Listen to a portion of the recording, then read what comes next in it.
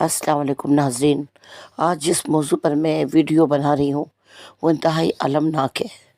कुछ अरसा पहले मैंने एक वीडियो देखी थी जिसमें एक मुफ्ती साहब नहायत नफ़रत से और हकारत से 75 रुपये का नोट फाड़ रहे थे, और उस नोट का कसूर ये था कि उसमें पहली दफ़ा सर सैयद अहमद ख़ान की तस्वीर दी गई थी, और मुफ्ती साहब ने ये कहकर 75 रुपये का नोट फाड़ दिया कि इसमें सर सैयद की तस्वीर जो कादियानी थे।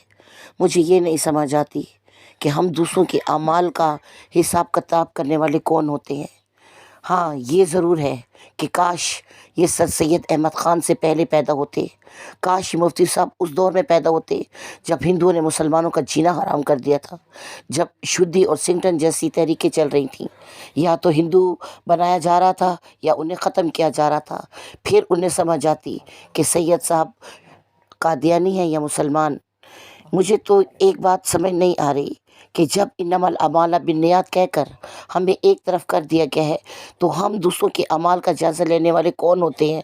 हम कौन होते हैं कि इस बात का फ़ैसला करें कि किसको इज़्ज़त देनी है और किसको ज़िल्लत से दो चार करना है। इज़्ज़त और ज़िल्लत मेरे और आपके हाथ में नहीं, इज़्ज़त और ज़िल्लत अल्लाह के हाथ में है।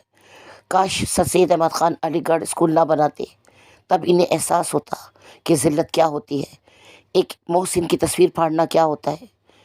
मुझे 75 रुपये के नोट पर सर सैयद अहमद ख़ान की तस्वीर देखकर बहुत खुशी हुई थी।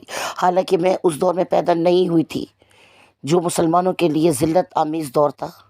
इसके बावजूद मैं एक पाकिस्तानी के तौर पर और एक मुसलमान होने के नाते सर सैयद अहमद ख़ान की दिल से इज़्ज़त करती हूँ, और आप सब लोगों से इल्तिमास करती हूँ कि जो हमारे मोहसिन हैं हम उनके एहसानात को याद रखें, ताकि हम एहसान मानने वाली कौम कहलाएं, एहसान फरामोश नहीं।